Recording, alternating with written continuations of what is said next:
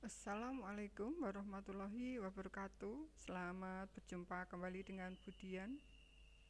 Semoga kalian selalu dalam keadaan sehat walafiat sehingga kalian tetap bisa belajar dengan semangat.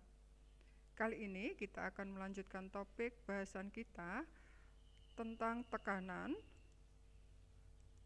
yaitu aplikasi tekanan zat dalam tubuh makhluk hidup. Adapun indikator pembelajaran yang harus kalian kuasai, yang pertama, kalian mampu mengaitkan teori tekanan zat dengan proses pengangkutan zat pada tumbuhan dan tekanan darah. Yang kedua, kalian diharapkan mampu menerapkan prinsip tekanan zat gas pada benda dalam kehidupan sehari-hari. Untuk lebih lanjut, silakan kalian simak tayangan-tayangan berikut ini. Aplikasi tekanan zat pada tubuh makhluk hidup antara lain pada proses fisiologi, transportasi air dan nutrisi bagi tumbuhan. Yang kedua, proses fisiologi pernafasan pada manusia. Yang ketiga, proses fisiologi berkaitan dengan proses peredaran darah pada manusia, terutama tekanan darah. Kita akan bahas satu persatu tentang aplikasi tekanan pada tubuh tumbuhan. Pertama, berkaitan dengan pengangkutan air pada tumbuhan. Silahkan kalian lihat gambar berikut ini. Organ pokok tumbuhan ada 3, yaitu akar, batang, dan daun. Pada bagian-bagian akar, batang, dan daun disusun jaringan-jaringan yang berfungsi untuk mendukung kelangsungan hidupnya. Nah, bagaimana air dapat terserap oleh tumbuhan? Diawali oleh air yang diserap oleh rambut akar. Dan di sekitar rambut akar, kalian sudah tahu bahwa di situ terdapat bulu-bulu akar yang membantu memperluas penyerapan air dan zat-zat hara yang ada di dalam tanah. Setelah air diserap oleh rambut akar, kemudian air akan masuk ke sel-sel epidermis secara osmosis. Osmosis sendiri adalah pengangkutan zat dari konsentrasi rendah ke konsentrasi yang lebih tinggi melalui selaput semi-permeabel. Selanjutnya akan masuk ke kortek melalui endodermis dan perisikel ke jaringan xilem akar. Perlu kalian ketahui, xilem adalah jaringan yang berfungsi untuk mengangkut air dan zat-zat hara dari akar menuju ke daun yang selanjutnya akan digunakan oleh tumbuhan sebagai bahan baku proses fotosintesis. Setelah air masuk ke jaringan xilem akar, akan masuk ke xilem batang dan akan berakhir ke dalam xilem daun. Di situ akhir dari perjalanan air yang akan digunakan oleh tumbuhan untuk proses fotosintesis di jaringan palisade. Nah, faktor-faktor apa yang mempengaruhi naiknya air dari akar ke daun? Yang pertama, karena adanya daya kapilaritas batang. Bagaimana daya kapilaritas batang bisa berpengaruh? Ternyata di batang terdapat apa yang disebut dengan gaya kohesi, yaitu kecenderungan suatu molekul untuk dapat berikatan dengan molekul lain yang sejenis. Selain itu juga terdapat gaya adhesi, kecenderungan suatu molekul untuk dapat berikatan dengan molekul lain yang tidak sejenis. Adanya daya kohesi dan adhesi menyebabkan terjadinya ikatan antara satu molekul air dengan molekul air lainnya.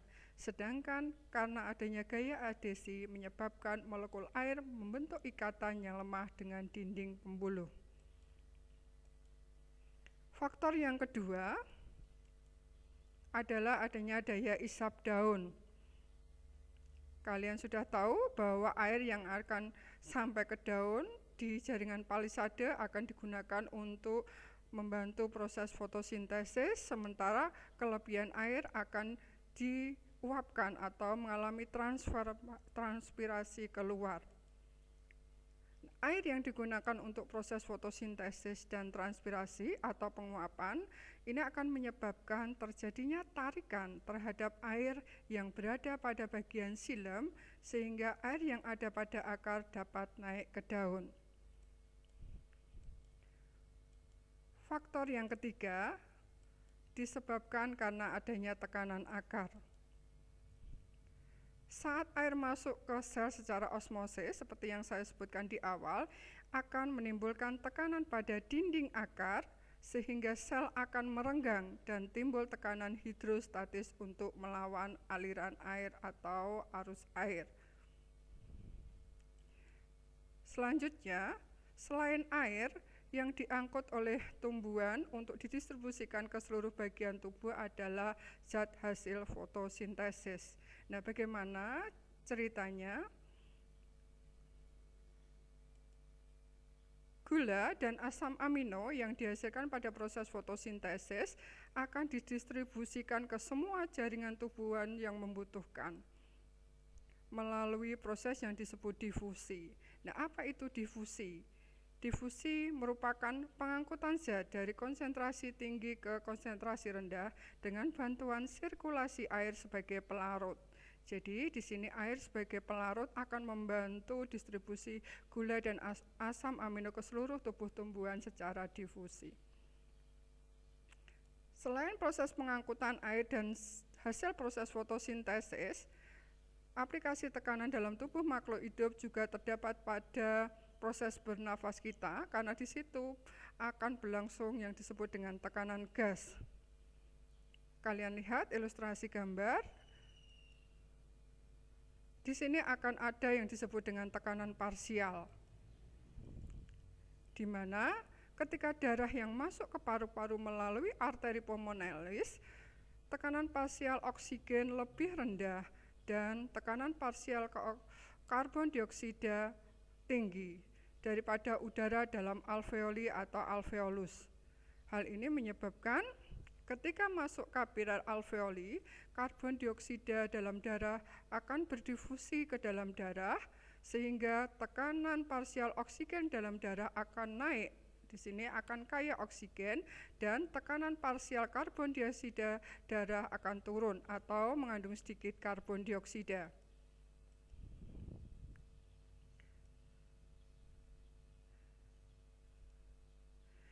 Darah masuk jantung dipompa ke jaringan tubuh.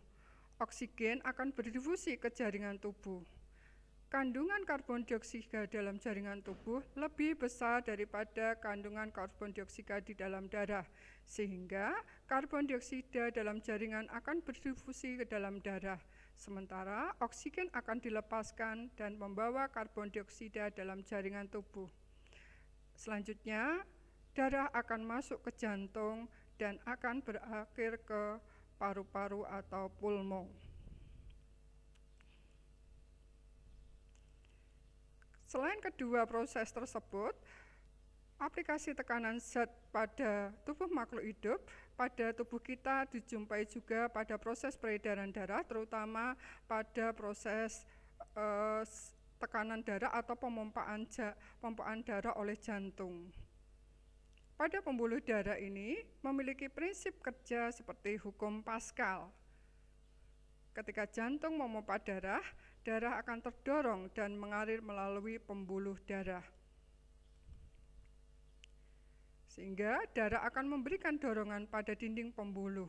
Dan disinilah terdapat tekanan darah yang bisa mengalirkan darah ke seluruh bagian tubuh kita. Bicara tentang tekanan darah normal pada manusia adalah sebesar 120/80 mm/Hg. Nah, apa yang dimaksud dengan tekanan darah 120/80 mm/Hg? Kalian bisa lihat di bahasan berikut. Tekanan 120 mm/Hg disebut dengan tekanan sistol, yang menunjukkan tekanan saat bilik kontraksi dan darah keluar dari bilik jantung melalui pembuluh arteri. Sementara tekanan 80 mm/Hg merupakan tekanan diastol yang menunjukkan saat bilik relaksasi dan darah masuk ke bilik jantung.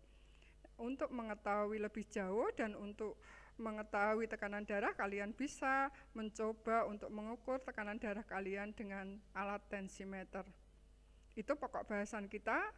Jadi dapat disimpulkan bahwa aplikasi tekanan zat pada tubuh makhluk hidup dapat terjadi pada proses 1. Pengangkutan air dan zat-zat hara serta nutrisi pada tubuh tumbuhan. Yang kedua, pada proses bernafas. Yang ketiga, pada proses peredaran darah yang berkaitan dengan tekanan darah. Sekian untuk bahasan kita kali ini. Terima kasih. Ingat pesan Ibu, selalu pakai masker, jaga jarak, dan cuci tangan. Wassalamualaikum warahmatullahi wabarakatuh.